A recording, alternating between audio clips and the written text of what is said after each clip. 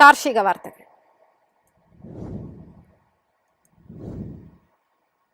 കാലവർഷം പടിവാതിൽക്കൽ എത്തിയതോടെ വിളകളിൽ രോഗകീടബാധകൾ അതിവേഗം വ്യാപിക്കാൻ സാധ്യത. മഴക്കാല കൃഷി സംരക്ഷിക്കാൻ മുന്നറിയിപ്പുമായി കാർഷിക വിദഗ്ധർ.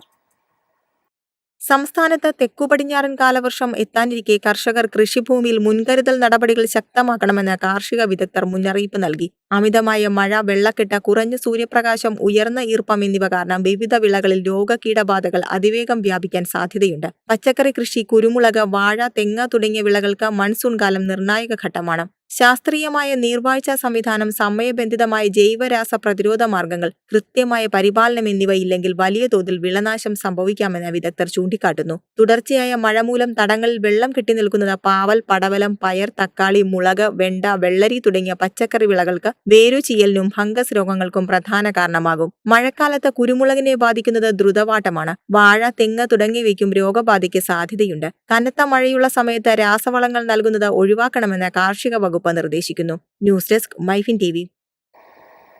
വരാനിരിക്കുന്ന ഖരീഫ് സീസണിൽ വളം ആവശ്യത്തിന് ലഭ്യമാണെന്ന് കേന്ദ്ര സർക്കാർ. ആഭ്യന്തര ഉൽപാദനവും ഇറക്കുമതിയും വർദ്ധിപ്പിച്ചതായി സർക്കാർ വ്യക്തമാക്കി.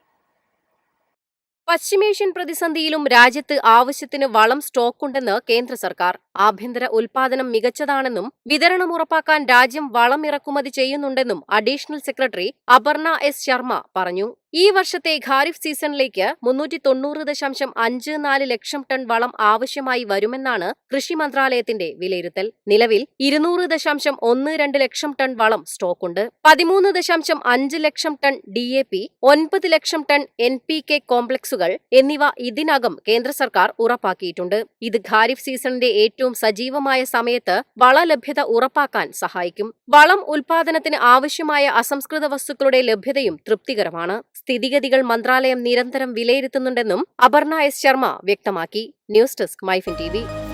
എളുപ്പത്തിൽ സമ്പാദ്യം വളർത്താം. ഇന്ന് തന്നെ മൈഫിൻ TV ആപ്പ് ഡൗൺലോഡ് ചെയ്യൂ.